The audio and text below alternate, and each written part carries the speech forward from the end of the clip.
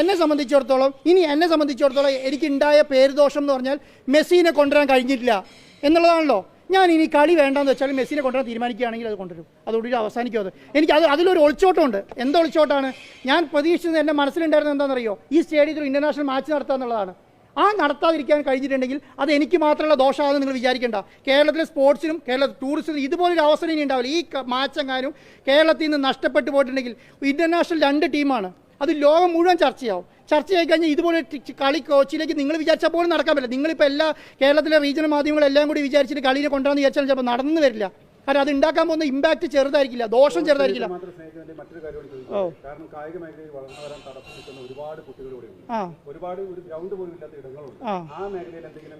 ഞാനുണ്ടല്ലോ 1 ലക്ഷം sports kit കൊടുക്കാൻ തീരുമാനിച്ചിട്ടുണ്ടായിരുന്നു ഈ കളിയുടെ ഭാഗമായിട്ട്. 1 ലക്ഷം സ്പോർട്സ് കിറ്റ്.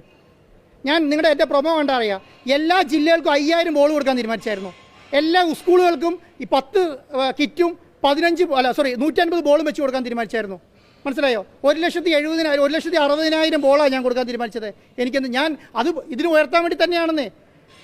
എന്താ അറിയോ, നിങ്ങൾ ഇതിന് 2ആയിട്ട് കാണണം. കേരളത്തിലെ സ്പോർട്സിൻ്റെ വികസനം കാണണം, ഇതിൻ്റെ ടൂറിസത്തിൻ്റെ വികസനം കാണണം. ഈ ടൂറിസത്തിൻ്റെയും സ്പോർട്സിൻ്റെ വികസനം കണ്ടാലേ നിങ്ങൾക്ക് അതിന് കാണാൻ കഴിയുള്ളൂ എന്ന് ഞാൻ പറഞ്ഞത്. എന്നെ സംബന്ധിച്ചിടത്തോളം നിങ്ങൾ എന്ത് ആരോപണം നിശ്ചയിച്ചാലും ഞാൻ ഇതിൻ്റെ അകത്തുനിന്ന് ഒരു പൈസ ഉണ്ടാക്കില്ല. എനിക്ക് നഷ്ടപ്പെട്ടിട്ടേ ഉള്ളൂ. ഇപ്പോഴത്തെ സിറ്റുവേഷൻ നിങ്ങൾക്ക് എല്ലാം അറിയാവുന്ന കാര്യം. എൻ്റെ കയ്യിൽ നിന്ന് പൈസ നഷ്ടപ്പെട്ടു എന്നുള്ളത് തന്നെയാണല്ലോ. അപ്പോൾ ഞാൻ അതുമായിട്ട് മുന്നോട്ട് പോകും. അപ്പോൾ പിന്നെ നിങ്ങൾ എന്നെ പ്രകോപിപ്പിച്ചുകൊണ്ട് വന്നിട്ട് എനിക്ക് അങ്ങനെ ഒരു ഇൻറ്റൻഷൻ ഉണ്ടെങ്കിൽ ആദ്യം എഗ്രിമെൻറ്റ് വെച്ച് എൻ്റെ പേരിലേക്ക് 10 വർഷത്തേക്ക് 5 വർഷത്തേക്ക് എഴുതിയിട്ടല്ലേ ഞാനിതിൽ പണി തുടങ്ങുള്ളൂ. ഞാൻ അങ്ങനെയാണോ ചെയ്തത്? ഞാൻ ഒരു മാസത്തേക്കല്ലേ എഴുതിയിട്ടുള്ളൂ. എനിക്ക് വേറെ എന്തെങ്കിലും ഇൻറ്റൻഷൻ ഉണ്ടെങ്കിൽ നിങ്ങൾ കാണിച്ചോണ്ടാ. എന്തെങ്കിലും ഒരു ഇൻറ്റൻഷൻ ഉണ്ടെങ്കിൽ കാണിച്ചോണ്ടാ. ഞാൻ ഇങ്ങനെ ചെയ്തു എന്ന് പറയാൻ ഇൻറ്റൻഷൻ ഉണ്ടെങ്കിൽ കാണിച്ചോണ്ടാ. ഞാൻ ഒന്നും ചെയ്തിട്ടില്ല. എന്നെ സംബന്ധിച്ചിടത്തോളം ഞാൻ വൃത്തിയായി 1 മാസത്തേക്ക് എനിക്ക് എടുക്കാമായിരുന്നല്ലോ. 1 വർഷത്തേക്ക് ചോദിച്ചാലും തന്നേനെ. കാരണം ഞാൻ ഇത്രയും സ്പെൻഡ് ചെയ്ത ഒരാളെന്നുള്ള നിലയ്ക്ക് എനിക്ക് സർക്കാരിനോടോ GCDനോടോ ആദ്യത്തെ ചർച്ചയിൽ തന്നെ എനിക്ക് 1 വർഷത്തേക്ക് വേണമെന്ന് പറഞ്ഞാൽ തന്നേനെ. ഞാൻ ചോദിച്ചിട്ടില്ല. അത് നിങ്ങൾ മനസ്സിലാക്കുന്നില്ലല്ലോ. അങ്ങനെ ഒരു ലെറ്റർ ഉണ്ടോ? ഒന്നുമില്ല. ഞാൻ അവസാന നിമിഷം വരെ ശ്രമിച്ചെന്തിനാണെന്ന് അറിയോ? ഈ രേഖകൾ പൂർത്തീകരിച്ച് ഇപ്പം ഞാൻ പറയാം. നമുക്ക് സ്റ്റെബിലിറ്റി സർട്ടിഫിക്കറ്റ് വേണമായിരുന്നു. എന്തുകൊണ്ട് നിങ്ങൾ ചോദിച്ചില്ല? ഫിഫയുടെ അനുമതി കിട്ടിയില്ല, അനുമതിക്ക് സമയം ലേറ്റായി എന്നുള്ളത്. സ്റ്റെബിലിറ്റി സർട്ടിഫിക്കറ്റ് IITയും PWDയും അവർ ടെസ്റ്റ് നടത്തിയതിന് ശേഷം തരാൻ കഴിയുള്ളൂ. അതിന് ഡിലേ ആയി. ഞാൻ ലെറ്റർ കൊടുത്തു, എനിക്ക് പെട്ടെന്ന് തീർത്ത് തരണം നിങ്ങൾ എന്ന് പറഞ്ഞിട്ടാ. നിങ്ങൾ എന്ത് സപ്പോർട്ട് ചോദിച്ചാലും ഞാൻ തരാമെന്ന് ഞാൻ പറഞ്ഞല്ലോ. അതെല്ലാം ഞാൻ കൊടുക്കാൻ തയ്യാറാണ്.